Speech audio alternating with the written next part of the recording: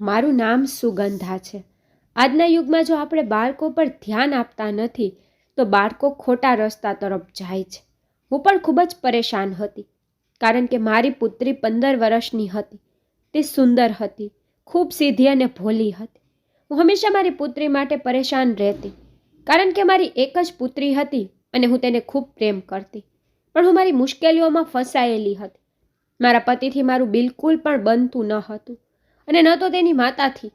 હંમેશા મારી સાસુ અને પતિને કારણે મારું બાજવાનું થતું, જેના કારણે મારી પુત્રીનું ધ્યાન દોરવા માટે મેં તેને ઘરેથી આવે ટ્યુશન રાખ્યું. પરંતુ પછી મને તેની કેટલીક ક્રિયાઓ કંઈક સરખી લાગતી ન હતી. તે કેટલાક એવા કામ કરતી જે અવગણવા વાળા જરાય હતા નહીં. અને તે દિવસે પણ જ્યારે તેણે પોતાને રૂમમાં બંધ કરી લીધી ત્યારે મેં પહેલાં જ રૂમના દરવાજાનું લોક બગાડ્યું, જેથી હું રૂમની અંદર જઈ અને જોઈ શકું કે મારી પુત્રી શું કરે છે.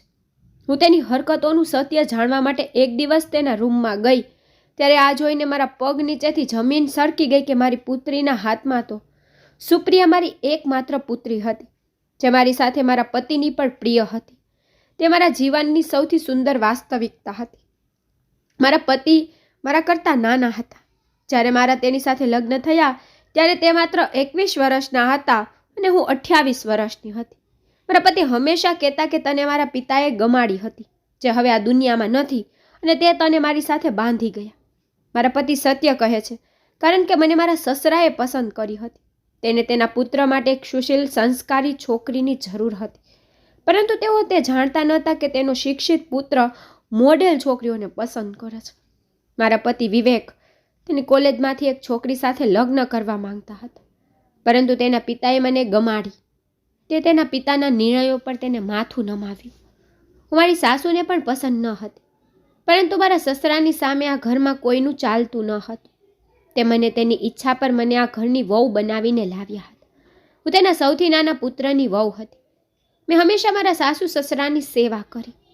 જ્યારે તેની બાકીનો વહુએ તેને પીઠ ફેરવીને પણ જોતી નહીં. મારા સસરા મારી ખૂબ કાળજી લેતા, પરંતુ સાસુ હંમેશા તેના પતિને ફરિયાદ કરતી કે તમે મારા પુત્રને પલ્લે આટલી મોટી ઉંમરની મહિલાને બાંધી છે. મારો પુત્ર આ સ્ત્રીથી બિલકુલ ખુશ નથી. મારા પતિને પણ એવી જ ફરિયાદ હતી કે મારા પિતાએ મારી ઈચ્છા વિશે ક્યારેય પૂછ્યું નહીં. બસ છોકરીને સંસ્કારી જોઈને મારા સંબંધનો નિર્ણય લેવામાં આવ્યો. તે વયમાં કેટલી છે તે પણ જોયું નહીં. મારા પતિની નોકરી સારી હતી. હું તેના કરતાં મોટી હોવા છતાં એકદમ હોશિયાર હતી અને એક સ્ત્રી જે સારી રીતે ઘર ચલાવવાવાળી સ્ત્રી હતી. હું હંમેશા મારા પતિ અને સાસુના ટોણા સાંભળતી હતી. મારા સસરા ખૂબ સારા વ્યક્તિ હતા. એવું કહેવામાં આવે છે કે સારા લોકો જલ્દીથી આ દુનિયા છોડી દે છે. મારા સસરા પણ જલ્દીથી આ દુનિયા છોડી ગયા. પાછળ હતી મારો પીછો કરવા માટે મારી સાસુ, જેમણે મારું જીવન નરક બનાવી દીધું. જે દિવસ રાત ચાલતા બેસતા સૂતા જાગતા અને ત્રાસ આપવાની કોઈ અછત મૂકતી નહોતી. ફક્ત ધૈર્ય રાખતી. સૌથી મોટું દુઃખ મારા માટે એ હતું કે મારા લગ્નને 3 વર્ષ થઈ ગયા હતા, પણ અત્યારે મને કોઈ સંતાન ન હતું. મારી સાસુ તો પણ તે કહેતી કે ઉણપ તારી અંદર છે. મારો પુત્ર યુવાન છે, તું મોટી ઉંમરની સ્ત્રી છે. મોડેથી લગ્ન થાય તો પછી સંતાન કરવામાં મુશ્કેલી આવે છે. તું તે સમસ્યાનો સામનો કરી રહી છું. સમયની સાથે મારી સાસુના ટોણા વધતા ગયા. તે મારી તરફ આવી આંખોથી જોતી હતી જેમ કે ઈરાદાપૂર્વક બાળકો પર પ્રતિબંધ મૂક્યો હોય. મારા પતિ પણ હંમેશા તેની માતાના કહેવા પર રહેતા. મારી નાની વસ્તુઓમાં ખામીઓ કાઢતા. મને નાની વસ્તુઓ પર ખીજાતા રહેતા. જ્યારે હું મારા માતાના ઘરે જતી અને મારી માતાને આ બધું કહેતી, પરંતુ તે મને આ કહેતી કે બેટા ધૈર્ય રાખ, સ્ત્રીના ઘરેણા તેનું ધીરજ છે. એક દિવસ તારું નસીબ પણ બદલાશે, બધું સારું થશે. તારો પતિ તને ખૂબ પ્રેમ કરશે. પરંતુ મને ક્યાંયથી આવું લાગતું નહોતું કે મારા પતિ મારી સાથે પ્રેમથી વાત કરશે કે નહીં, કારણ કે હવે તે મારી પાસે પોતાના મતલબથી આવતા હતા. અન્યથા તેને મારી ખુશી દુઃખથી કોઈ અર્થ નહોતો. તે તેની માતાના હતા. હું હંમેશા ભગવાનને પ્રાર્થના કરતી કે હું બધું સહન કરી શકું છું, માત્ર એક જ વાર તે મારો ખાલી ખોરો ભરી દે. કદાચ મારી પીડા થોડી ઘટી જાય અને લોકો મારા વિશે જે વાત કરે છે તેનું પણ મોં બંધ થઈ જાય. ઉપરવાળાએ મારી પ્રાર્થના સાંભળી લીધી અને મને મા બનવાની ખુશી મળી. મને એવું લાગતું હતું કે જાણે મારી વર્ષોની પ્રાર્થના પૂર્ણ થઈ ગઈ. પછી મારી પુત્રી સુપ્રિયા મારા ખોરામાં આવી અને લાગ્યું કે જાણે તે મારી પોતાની છે. પછી મને ડૉક્ટરે કહ્યું કે હું ફરીથી ક્યારેય મા બની શકીશ નહીં. આ બધું સાંભળીને મારા પતિ અને મારા સાસુ વધુ ગુસ્સે થયા, કારણ કે આ સમાચાર તે બંને માટે ગમથી ઓછા નહોતા. હોસ્પિટલમાં હાજર હોતા મારા પતિએ મને એક એવી વાત કહી જે સાંભળીને મારી આત્મા પણ વિખેરાઈ ગઈ. મારા પતિએ કહ્યું હતું કે જો તું મા બની શકતી નથી તો હું બીજા લગ્ન કરીશ, અને મેં તારી સાથે લગ્ન કર્યા ત્યારથી તે મને આપ્યું છે શું? તું મને ક્યારેય ખુશ કરી શકી નહીં. મને તારી સાથે ગમતું નથી. વિચાર્યું તું કે મને પિતા બનાવીશ, હું બાળકોની મદદથી મારું જીવન પસાર કરીશ, પરંતુ હવે તે પણ જાણવા મળ્યું છે કે તું મા પણ બની શકતી નથી. મારા પતિના શબ્દો મારા હૃદયને ફાડી રહ્યા હતા. તેના આવા શબ્દોમાં થોડો અફસોસ ન હતો, પણ મારી આંખોમાં આંસુ હતા. તે જ સમયમાં મારા પતિને ઉશ્કેરવાનું શરૂ કર્યું, કારણ કે હવે તેની અને તેની માતાના શબ્દોને સાંભળવાની મર્યાદા મારામાં સમાપ્ત થઈ ગઈ હતી. હું કેટલો સમય આવી તેની કડવી વાતો સહન કરું? મેં તેને કહ્યું કે જો તમે ક્યારેય મને છોડવાની અથવા બીજા લગ્ન વિશે વાત કરવાની વાત કરી છે ને, તો હું કોર્ટનો દરવાજો ખખડાવીશ. અને તમે સ્ત્રીની તાકાતની ખબર નથી, એક સ્ત્રી શું શું કરી શકે છે. મારી આ બાબતે તે થોડાક સહેમી ગયા. તેણે મારી પુત્રીને પણ યોગ્ય રીતે જોઈ નહીં. મને આ વાતની કોઈ કાળજી નહોતી. જ્યારે હું હોસ્પિટલમાં ડિસ્ચાર્જ પછી જ્યારે ઘરે ગઈ ત્યારે હું તેની સંભાળ રાખતી હતી. પણ હું ખુશ એ વાતથી હતી કે જે દિવસથી મારી પુત્રીના પગલાઓ આ દુનિયામાં આવ્યા હતા ને, મારા પતિનું કામ ખૂબ સારી રીતે ચાલવાનું શરૂ થયું હતું. તેને પણ આશ્ચર્ય થયું કે તેને પ્રમોશન મળ્યું અને ઘરમાં પૈસાની અછત ન હતી. પણ તે સમજી શકતા નહોતા કે આ તેમની પુત્રીના પગલાઓનું શુભ છે. મારી સાસુ ફક્ત તેના પુત્રની અભિનંદન ફટકારી રહી હતી. મારા પતિની સફળતા દિવસે ને દિવસે વધી રહી હતી. પછી એક દિવસ એવું થયું કે અમે અમારું જૂનું મકાન વેચ્યું અને બીજા નવા મકાનમાં રહેવા ગયા. અમારી પાસે ઉપરવાળાએ આપેલું બધું હતું, પરંતુ હજી પણ મારા પતિ અને મારી સાસુ મારાથી ખુશ ન હતા. મારી પુત્રી જેમ જેમ મોટી થઈ રહી હતી તેમ તેમ તે સુંદર લાગતી હતી. મેં જોયું હતું કે મારા પતિ સુપ્રિયા સાથે રમતા હતા, તેની સાથે વાત કરતા હતા. કદાચ તે તેની માતાથી ડરતા હતા, તેથી તે વધારે તેની સાથે છુપાઈને રમતા.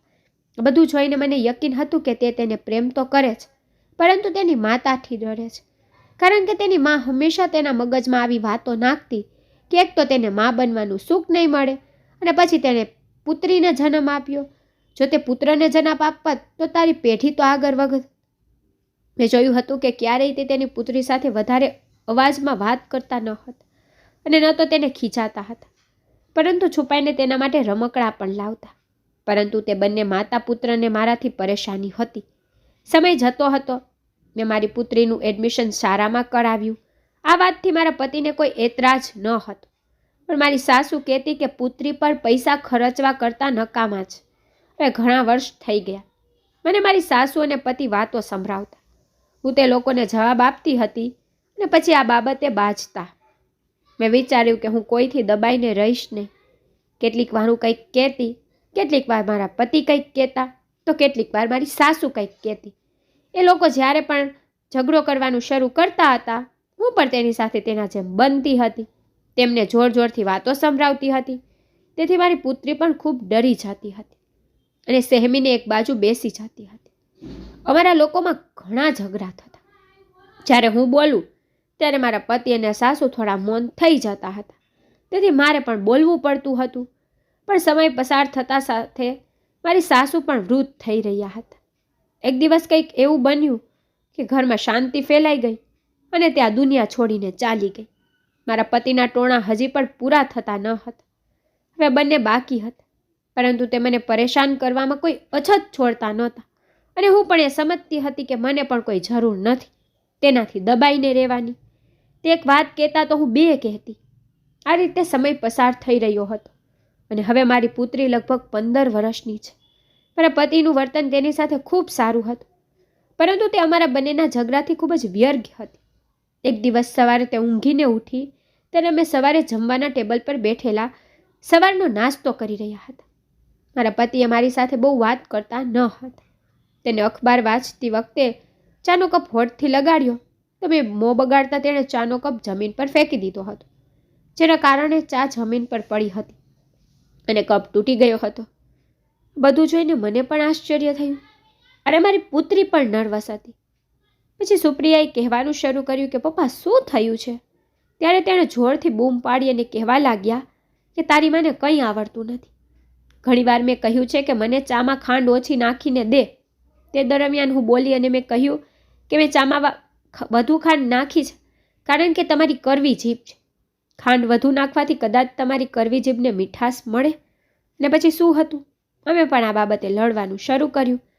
આજુબાજુના લોકો પણ આ ખૂબ સારી રીતે જાણતા હતા કે અમે બંને પતિ અને પત્ની કેટલા વર્ષોથી બનતું નથી. આ બધું જોઈને સુપ્રિયા તેના રૂમમાં ગઈ અને હું પણ મારા રૂમમાં આવી. મારા પતિ નાસ્તો કર્યા વિના ઓફિસ ચાલ્યા ગયા અને હું જોઈ રહી હતી કે સુપ્રિયા અભ્યાસમાં બિલકુલ સારું કામ કરી રહી નથી. તેનો 9મો વર્ગ ચાલી રહ્યો હતો.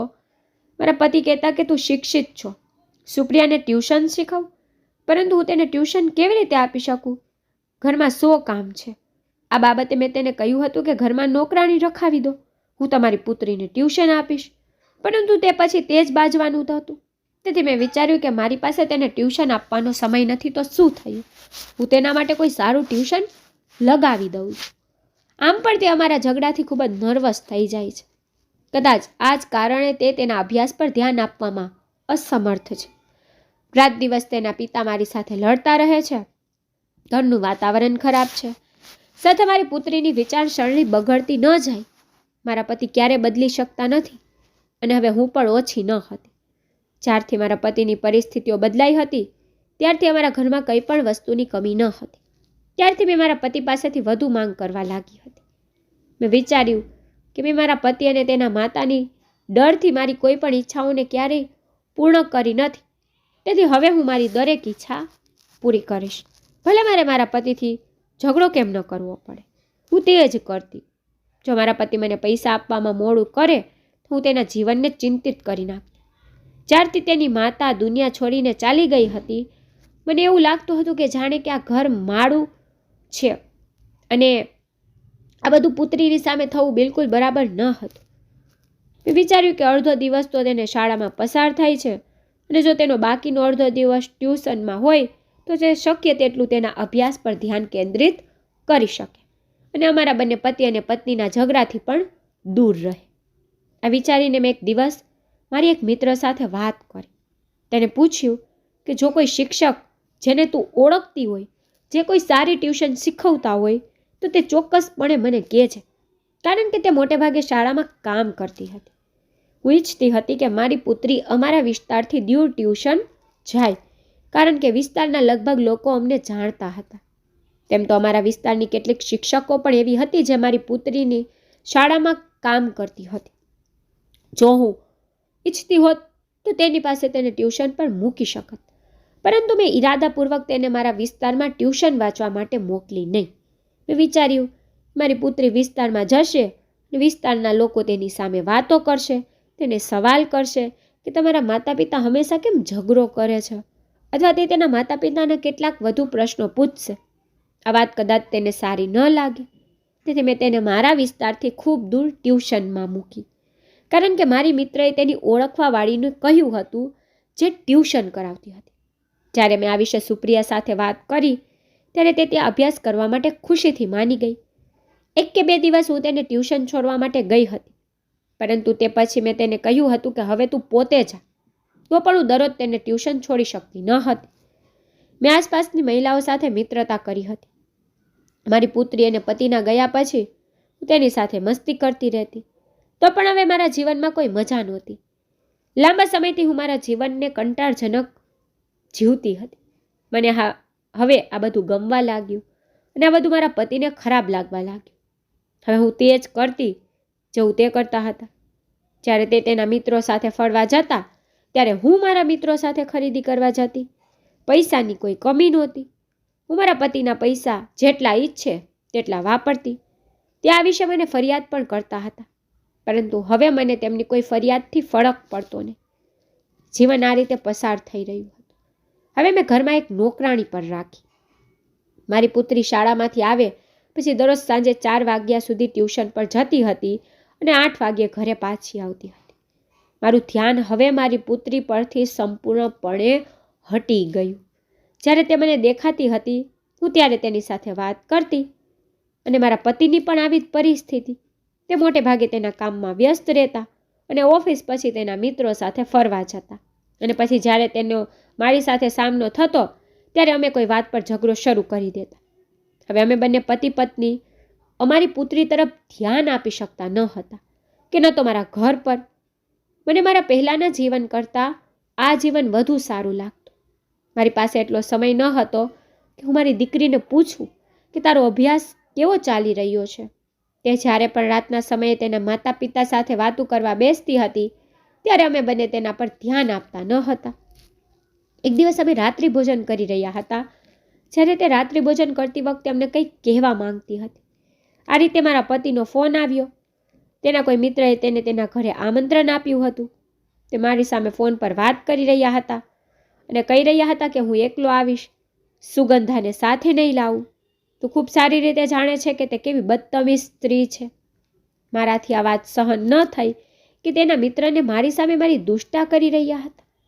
તેણે જેમ ફોન બંધ કર્યો, મેં ટેબલ પર પડેલો કાચનો જગ જમીન પર ફેંક્યો અને મારા પતિને કહ્યું કે તમે આ સારું કરી રહ્યા નથી વિનોદ. તમે દરેકની સામે મને કેમ જલીલ કરી રહ્યો છો? યાદ રાખો કે હું પણ તમારા કરતાં ઓછી નથી. અને તે પછી શું હતું? આ વાતે એક મોટો ઝઘડાનું સ્વરૂપ લઈ લીધું. સુપ્રિયા જે તેના માતા પિતાને કંઈક કહેવા માંગતી હતી તેની વાત અધૂરી રહી ગઈ અને તે ચૂપચાપ તેના રૂમમાં ચાલી ગઈ. પછી ઘણા દિવસો સુધી તેણે અમને કંઈ પણ કહેવાનો પ્રયાસ કર્યો નહીં. હું હવે નાની મોટી કીટી પાર્ટીમાં મારી મિત્રો સાથે ફરવા જતી હતી. પુત્રીને વાંચવામાં વ્યસ્ત કરી દેતી, તેથી તેના વિશે ચિંતિત ન હતી.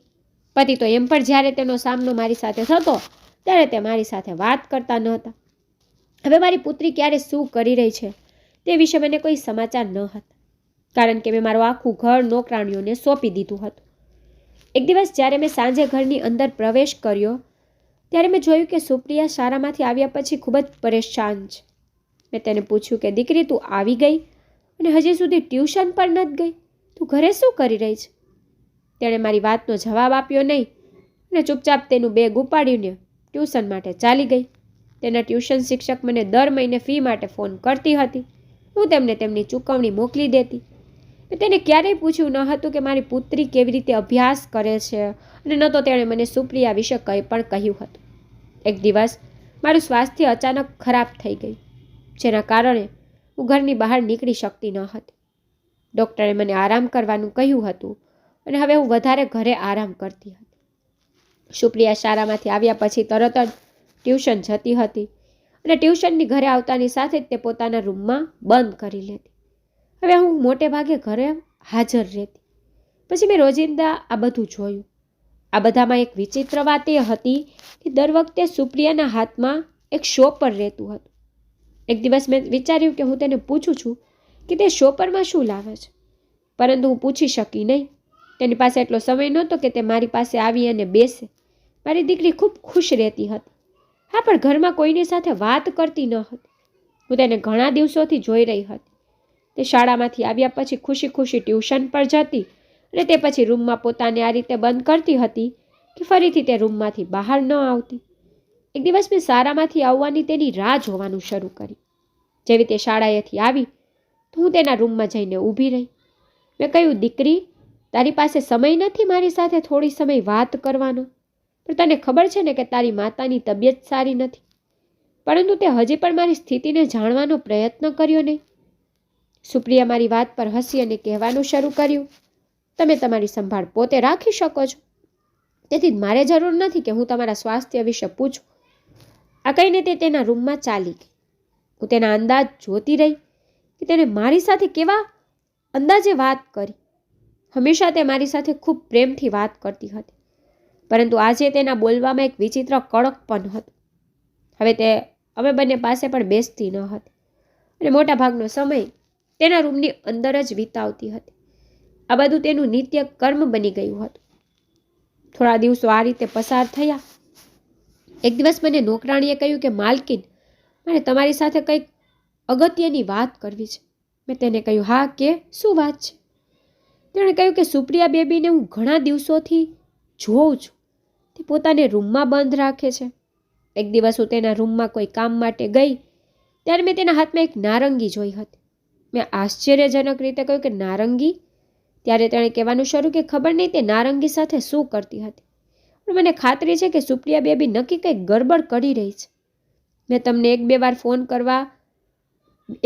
ફોન પર વાત કરતા પણ સાંભળ્યું છે. તે ફોન પર કોઈની સાથે હસીને વાતો કરે છે.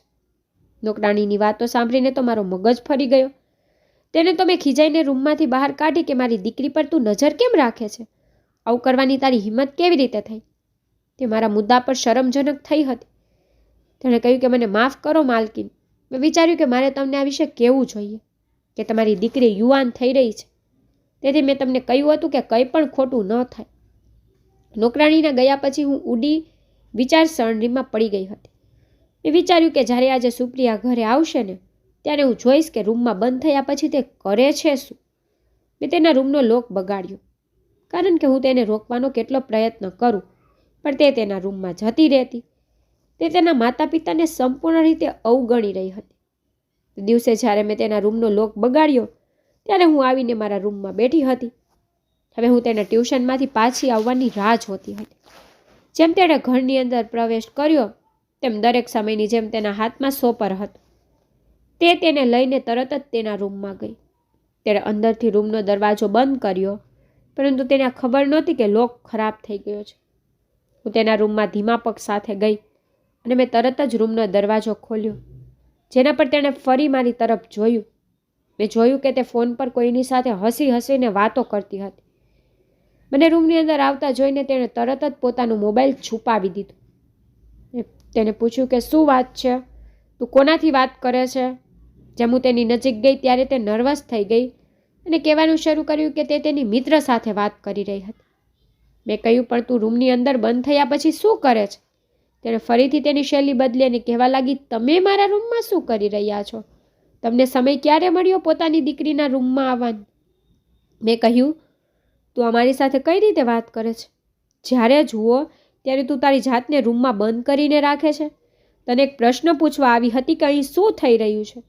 તેણે કહ્યું, હું તમને કોઈ જવાબ આપવા માંગતી નથી. આ કહી તે રૂમમાંથી ચાલી ગઈ અને તેણે મારા કોઈ પ્રશ્નનો જવાબ આપ્યો નહીં. હવે મને ખબર નથી કેમ મને સુપ્રિયા પર શંકા થવા લાગી. તે ચોક્કસપણે કંઈક વાત છે. મારે સુપ્રિયા પર ધ્યાન આપવું પડશે. એવું ન થવું જોઈએ કે મારી દીકરી મારા હાથમાંથી નીકળી જાય. નોકરાણીએ તેના શબ્દો પહેલાં પણ સાંભળ્યા હતા, તેથી જ મેં તેને કહ્યું કે તમે સુપ્રિયા પર નજર રાખો. જુઓ તે કોની સાથે વાત કરે છે અને તે શું વાત કરે છે. મને યાદ આવ્યું કે નોકરાણીએ મને નારંગી વિશે પણ કહ્યું હતું. આ નારંગીનું સત્ય શું હતું?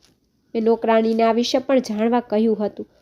નોકરાણીએ મને 2-3 દિવસ પછી સમાચાર આપ્યા કે તેને ફક્ત ખબર પડી છે કે જ્યારે પણ સુપ્રિયા ઘરની અંદર આવે છે ત્યારે સોપરમાં નારંગી લઈને આવે છે અને તે નારંગી તેણે સુપ્રિયાના હાથમાં ઘણી વખત જોઈ છે.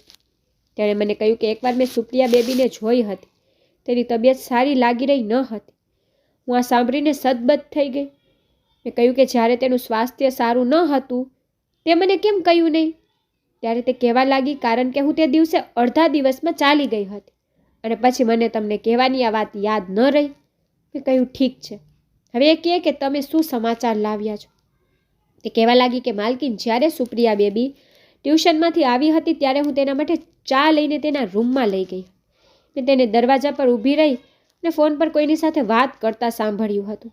તેણે કહ્યું હતું કે ચોક્કસપણે આવતીકાલે ટ્યુશન પર જશે અને પાછી ફરતી વખતે તમને પણ મળીશ. મેં કહ્યું, તે કોઈને મળવા માંગે છે? નોકરાણીએ કહેવાનું શરૂ કર્યું કે હવે મને આ ખબર નથી. હું આ માહિતી મેળવી શકી છું. મેં કહ્યું, સારું છે, હવે જે કરવું છે તે મારે કરવું પડશે. મેં આ વિશે મારા પતિ સાથે વાત કરવાનો પ્રયાસ કર્યો. મેં તેમને કહ્યું કે મને થોડા દિવસો માટે સુપ્રિયાની ક્રિયાઓ પસંદ નથી. તમે તેનું નિરીક્ષણ કરો. મારા પતિએ આ બાબતે અવાજ ઉઠાવવાનું શરૂ કર્યું. તેઓએ કહેવાનું શરૂ કર્યું કે તમે તેની માં છો, તમારે તેની કાળજી લેવી જોઈએ. હું બહારનું કામ જોઉં છું અને તું આખો દિવસ ઘરે શું કરતી રહે છે? માં તને સરસ રાખતી હતી. મારા પતિની વાત સાંભળીને મને આજે તેને કંઈ કહેવાનું મન થયું નહીં. મારું મન એ વાતો પર લટકેલું હતું કે ખબર નથી કે સુપ્રિયા કઈ વાતોમાં ફસાયેલી છે અને આ નારંગી ઘરની અંદર કેમ લાવે છે. હવે અમારી સાથે અમારી દીકરી તો નાસ્તો કરતી ન હતી અને ન તો અમારી સાથે કોઈ સમયે ભોજન કરતી હતી. તે તેના રૂમમાં મોટા ભાગનું કામ કરતી હતી. તે આવું કામ કરતી હતી, હું તે જાણવા માંગતી હતી. મેં નક્કી કર્યું કે હું મારી દીકરીની પાછળ તેના ટ્યુશન જઈશ અને જોઈશ કે ત્યાં શું થાય છે. બીજા દિવસે તેને કહ્યા વિના હું તેના ટ્યુશન ગઈ અને ત્યાં થોડે દૂર મારી કારને રોકી અને કારની અંદર બેઠી રહી, જેથી સુપ્રિયા મને જોઈ ન શકે. લાંબા સમય સુધી હું કારની અંદર બેઠેલી હતી. હું તેને બહાર આવવાની રાહ જોતી હતી. થોડા સમય પછી મેં જોયું કે તે કોઈ છોકરા સાથે તેના ટ્યુશનમાંથી નીકળી હતી અને તે છોકરા સાથે ક્યાંક જવા લાગી. આ છોકરો કોણ છે તે જોઈને મને આશ્ચર્ય થયું હતું. મારી દીકરી તેની સાથે ક્યાં જતી હતી? હું આ સમજી શકતી ન હતી. મેં ઝડપથી ડ્રાઈવરને કહ્યું કે કાર આગળ વધારો.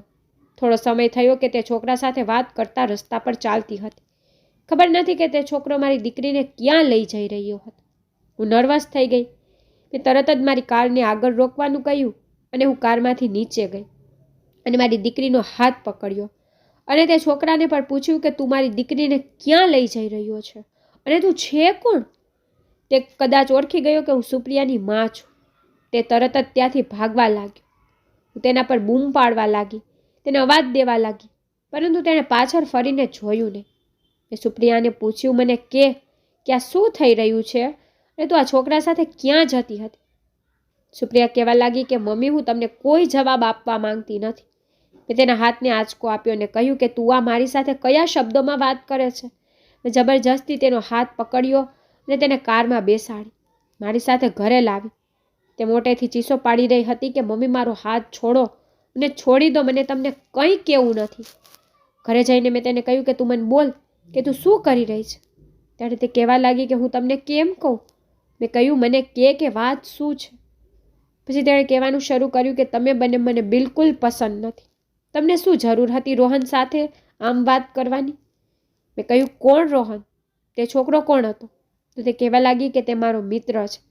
મેં કહ્યું, તે ક્યારે છોકરાઓ સાથે મિત્રતા કરવાનું શરૂ કર્યું અને તે છોકરો તારા કરતાં ઘણો મોટો છે? તે ચીસો પાડતા કહેવા લાગી, કારણ કે મને મિત્રોની જરૂર હતી. મને પ્રેમની જરૂર છે.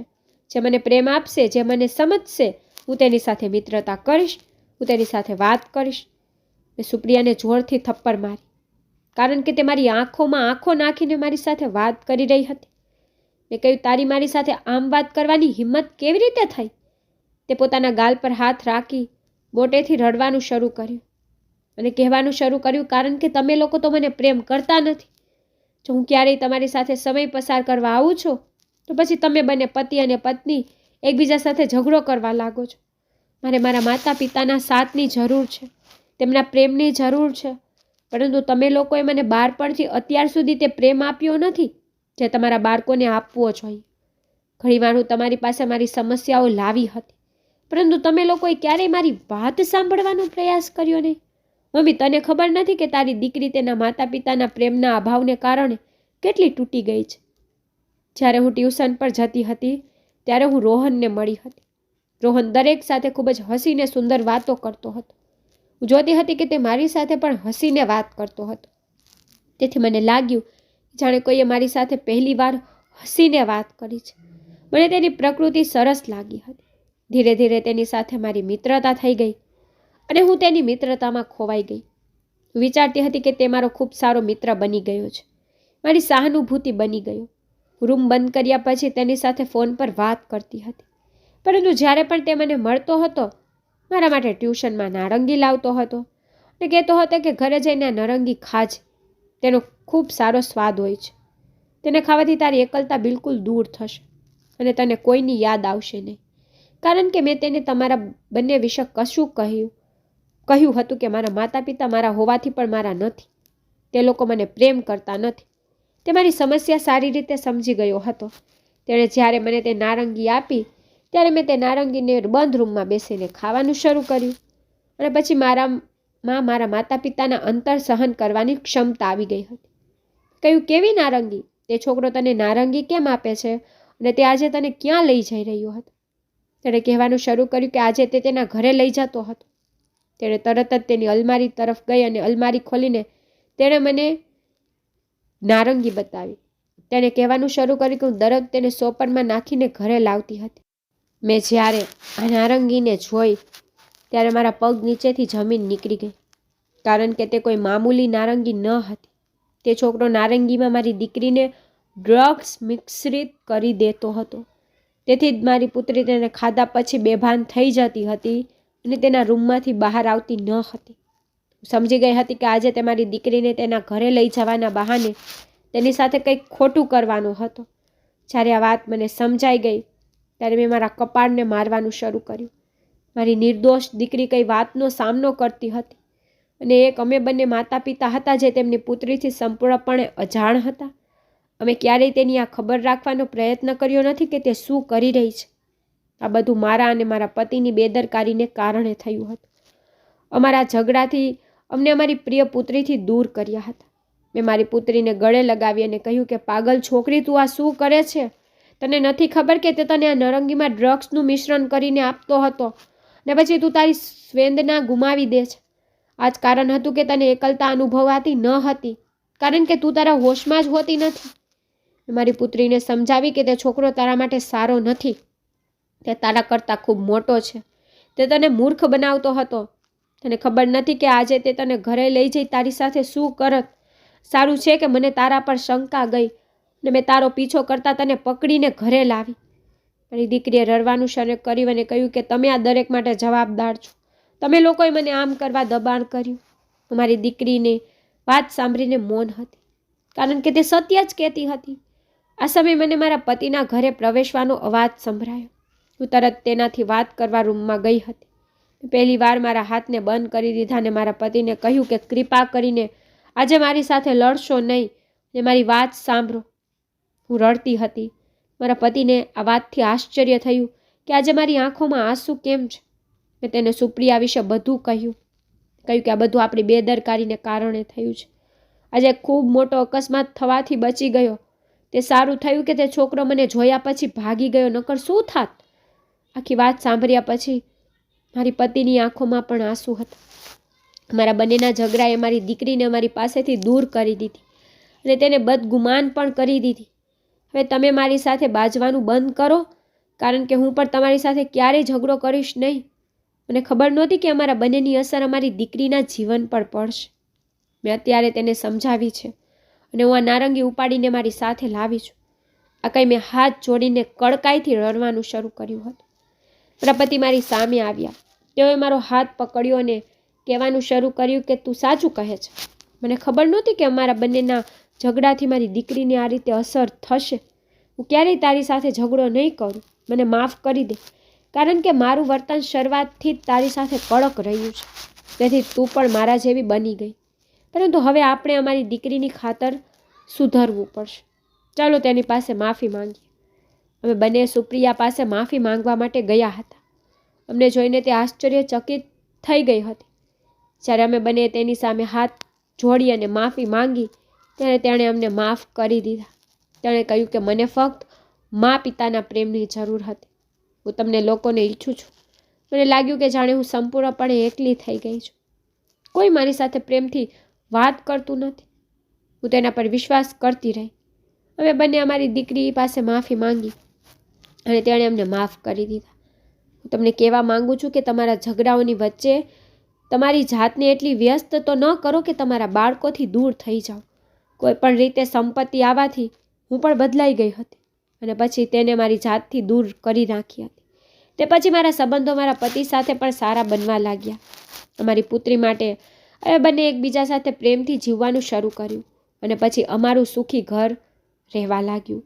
મારા પતિએ તે છોકરા સામે પણ કાર્યવાહી કરી હતી જે મારી દીકરી સાથે ટ્યુશનમાં અભ્યાસ કરતો હતો અને નારંગીમાં ડ્રગ્સ મિલાવીને લોકોને આપતો હતો.